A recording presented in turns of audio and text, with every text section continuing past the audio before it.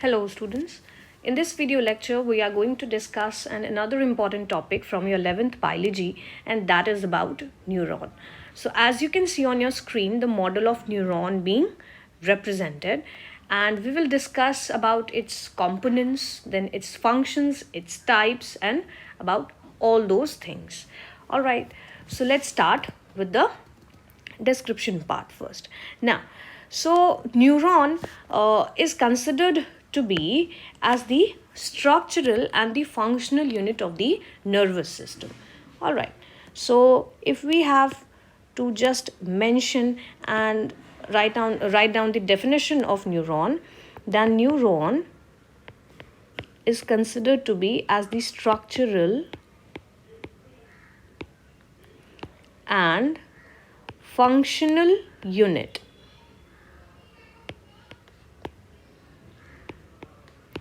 of neural system, or you can say it as nervous system. All right, now a typical neuron is basically, this is a kind of a microscopic structure. All right, now this microscopic structure is basically composed of three major parts. All right, so those three parts are this one, which is the cell body. So this is the first part of the neuron. The second part being considered to be as the dendrites. This is the second component. And the third part is considered to be as this part, which is the exon. All right, so a typical neuron is basically divided into three major parts. So neuron has three major parts. So we will be also discussing the importance of all these three parts individually. Cell body, dendrites, and exon. So we will now see about the informations that are present in the cell body, or the components which are actually present in the cell body. So let's just maximize this part a little bit over here. Now see, so we told come to know that this is the cell body part. So this is the cell body. Now cell body, you can see that the cell body is containing the cytoplasm. So it basically contains the cytoplasm of the neuron. So this contains cytoplasm. Along with cytoplasm, they also contain several cell organelles as well. So cell organelles. Then there are certain granular bodies also present in them, which are called as Nissls granules. Nissls granules. So these are the granular bodies which are present in case of the cell body. So whatever these granules which you can see over here, red granules, these are called as Nissls granules.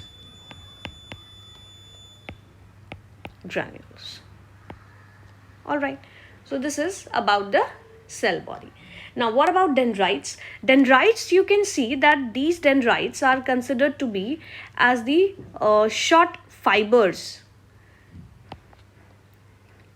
This one. So these are considered to be as the dendrites. So dendrites are actually the short fibers which emerges out or which branches repeatedly from the cell body itself. All right, so short fibers emerging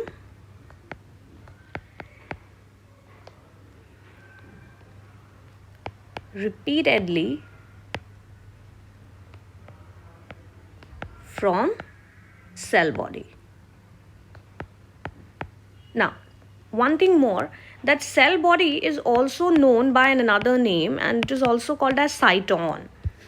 All right, so cell body has another name also, and this is called as cyton as well. Now, dendrites also have the presence of Nissl granules. So you can see over here that they are also having the presence of Nissl granules.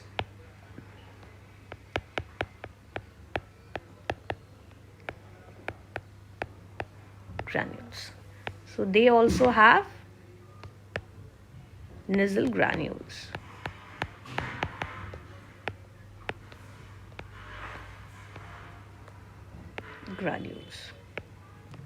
Now, the function of this dendrite is that this is basically responsible for transmitting the nerve impulses towards the cell body. So the main important function of this dendrite is to transmit the nerve impulses. So the dendrites are first going to receive the nerve impulses, then it is going to transmit it towards here. So the nerve impulses,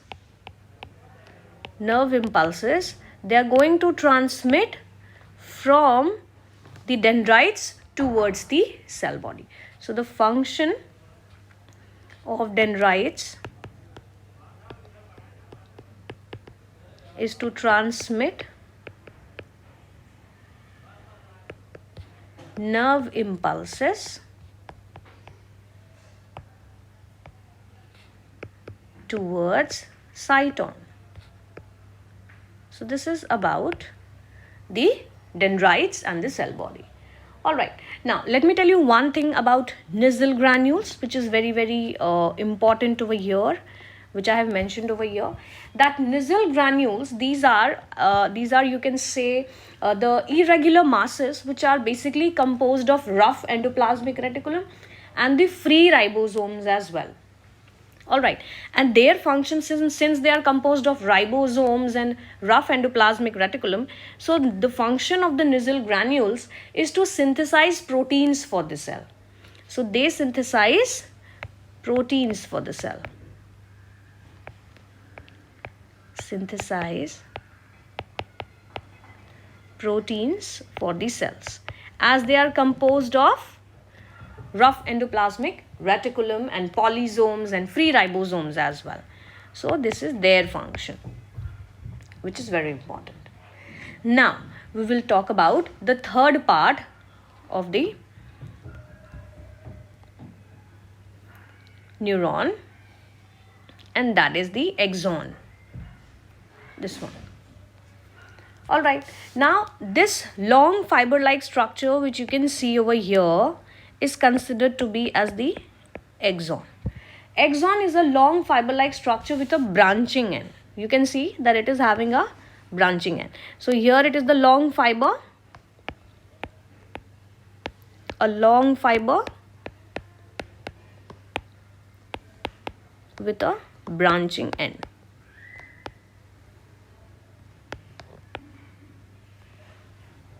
Alright, and each branches which you can see, so this is considered to be as the branching end.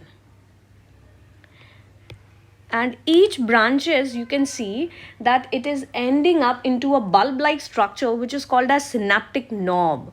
Alright, so these are considered to be, these part, they are considered to be as the synaptic knob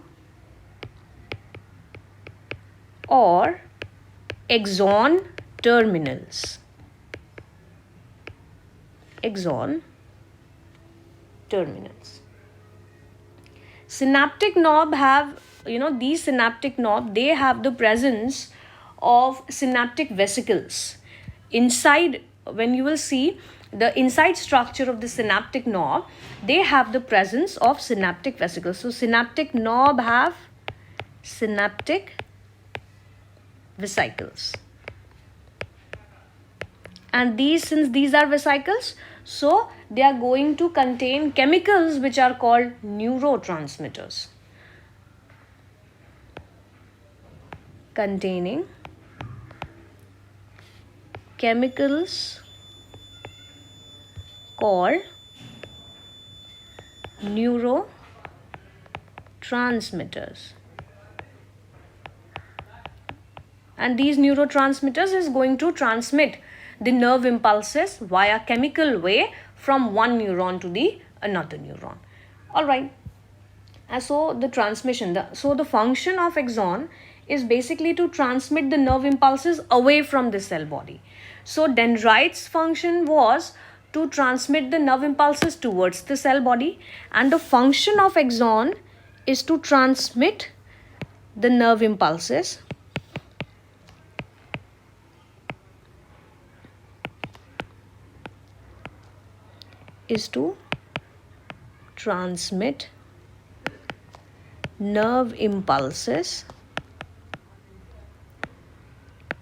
away from the cell body. So it is taking the nerve impulses away from the cell body.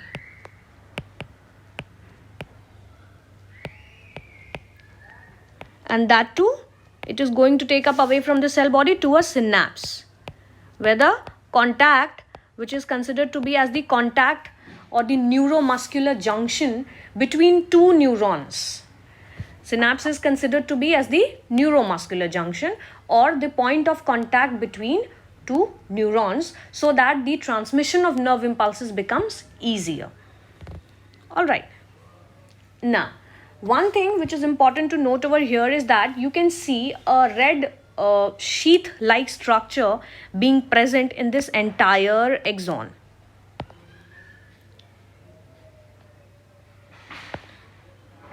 Yeah. So this red color sheath which is present in the entire, axon is considered to be this part. This is considered to be as the myelin sheath. So this is considered to be as the myelin sheath. All right. Myelin sheath is a kind of an insulating layer, you can say. So this is an insulating layer which is actually present in the axon and which helps in faster conduction of the nerve impulses. All right. So this myelin sheath is basically a combination of lipids and proteins, you can say. So this is basically a combination of proteins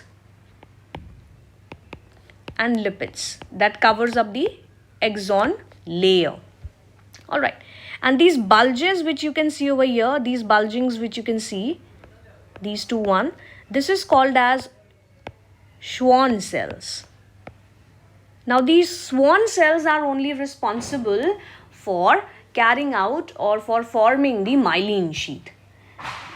These are the cells that actually forms a kind of a myelin sheath, that means an insulating layer around the axons, so that there is faster conduction of nerve impulses, across the long fibrous structure of the axon. Now, you might also see the gaps which is present over here. The gaps are present between two adjacent myelin sheath. Or if I'll just remove all the part, these are the gaps which you can see over here. This part. So the gaps which you can see over here, these gaps are considered to be present between two adjacent myelin sheath, and that is called as nodes of Ranvier. Nodes of Ranvier. So nodes of Ranvier are the gaps between two adjacent myelin sheath.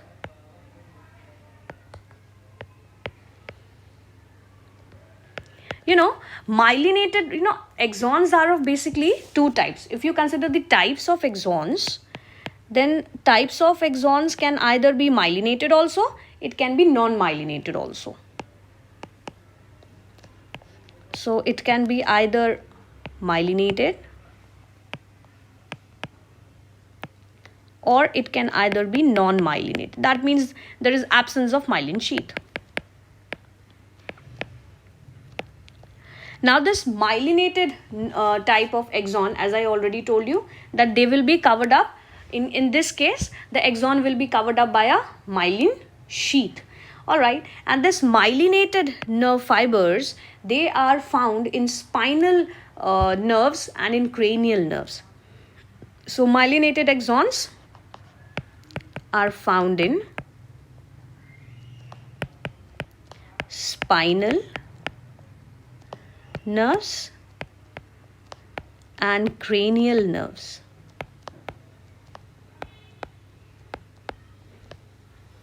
Alright, and as I already told you that in case of myelinated nerve fibers, there will be faster conduction of the nerve impulses without any kind of jerk, because this myelinated nerve fiber is an insulating layer.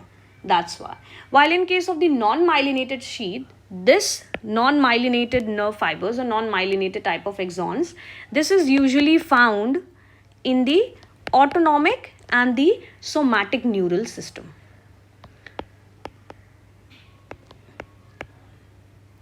So this is found in autonomic and somatic neural system. Alright, so this is about the types of axons that we have seen. One is myelinated and the other considered to be as the non-myelinated. Now we will see the types of neurons on the basis of the number of axon and dendrites that we have to see here. Alright, so if we just but before coming to that part, if we just label the entire components of the neuron, so we will be labeling the entire component first. So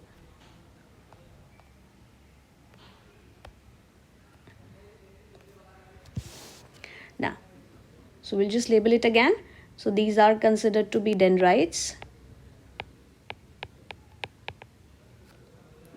These are nasal granules, which you can see.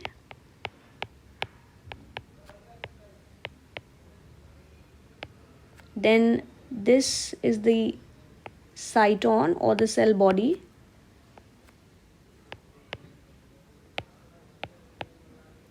Then this one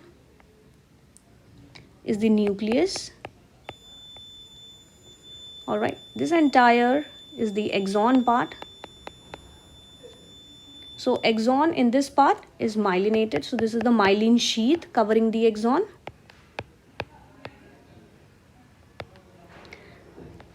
These you can see are the Schwann cells, which forms the myelin sheath. Then this is the nodes of Ranvier, which is the gaps between two adjacent myelin sheath. Then this is the axon terminal. And axon terminals is having branching in the form of synaptic knobs. So this is about the entire labeling of the neuron. Alright, now we will see that the types of neurons on the basis of the number of axon and dendrites. So when we consider the types of neuron,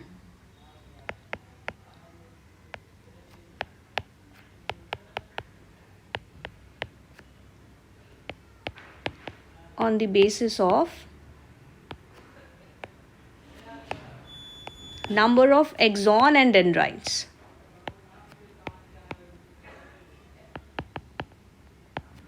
So it can be unipolar.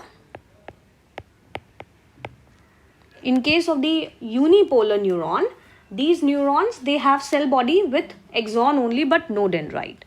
So they will be having cell body with axon only and no dendrites. So the entire description of the types of the neuron and the entire content of the neuron has been already provided in the description section of the video. So with no dendrites. The second is bipolar neuron. So in case of the bipolar neurons, in this type of neuron, you can see that the cyton actually gives rise to two nerve endings, out of which, it is this basically bipolar means that the cyton or the cell body is going to give rise to two nerve endings. One will form the axon and the other will form the dendrites. So cell body, you can say cell body with one exon and dendron. This is the case. This is called bipolar neuron. And the third is considered to be as the multipolar neuron. So in case of the multipolar neuron, the cell body will be having one exon, but with 2 or more dendrites. So cell body with one exon and 2 or more dendrites. So this is about the types of neurons on the basis of the number of the exon and the dendrites. On the basis of function also, there are of different types that is already provided in the description section of the video link, and we will also be discussing in the coming lectures of the neurons as well. All right, thank you.